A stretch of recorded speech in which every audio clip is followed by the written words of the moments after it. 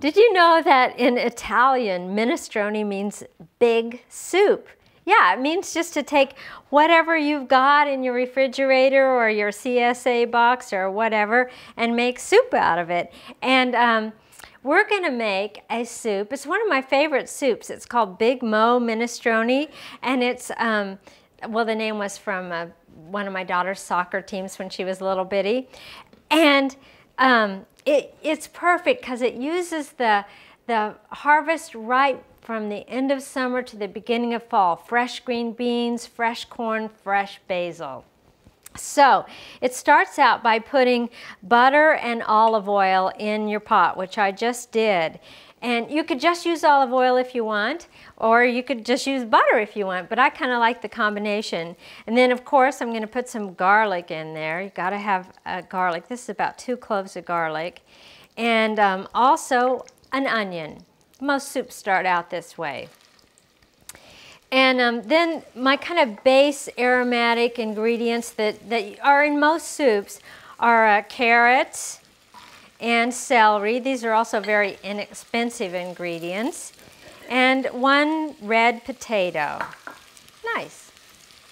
So that goes in there in your pot, and you just let that do its thing with the olive oil and butter.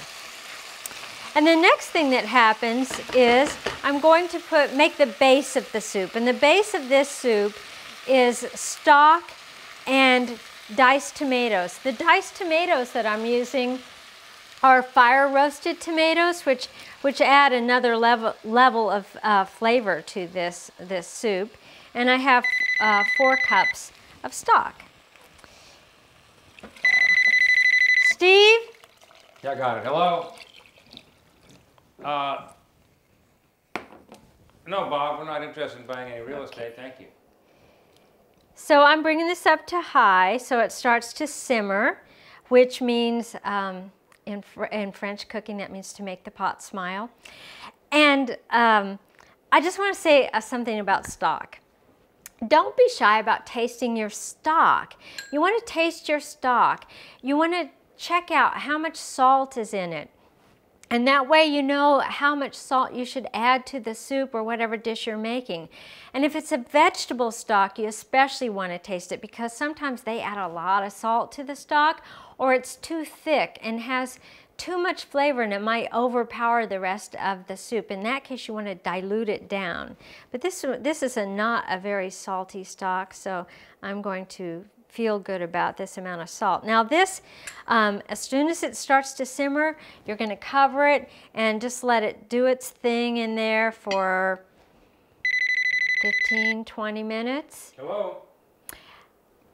You just do it until the potato and the carrot are tender. No, Jeanette, we're not looking for a new home. Thank you. What? So once this is cooked, which means the potatoes and the carrots are tender, then you're going to add the last ingredients. Some kidney beans. You could use garbanzo beans or cannellini beans or pink beans, whatever you like, but this gives the dish protein. You could even use some grilled chicken or sausage if that's what you like. And corn that was freshly shucked off the ear, nice, that goes in. And you don't want these last fresh ingredients to cook too long. You just want to give them a little dip in the heat there. And the green beans, lovely. And the final thing, oh, that looks so pretty. I'm excited about it. The final thing that goes in are your herbs. This is a little fresh parsley that's chopped, although you could also use fresh oregano. And the last thing, Steve? I'm on the phone. Ward? Yeah, I got it. Thank you.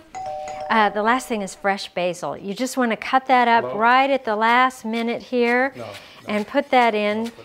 You cut it so that the essential oils are released, and but you don't want it to cook too long because you know, fresh herbs cook too long, they kind of start losing their mind, like me. Okay. Oh, that looks so good. Some real estate guy at the door wants to know if we want to buy a house. I'll file this. Okay. So this goes in a bowl, just like that. Doesn't that look gorgeous? Now you can have this with fresh, warm, whole grain bread and butter, or maybe you want to have it with fresh bread and tapenade. We have a recipe for that you can use. Oh, and you want to put a little bit of grated Parmesan or Asiago on top. Oh my goodness, I'm in heaven. How about you? I don't want to sell my house. I like my house.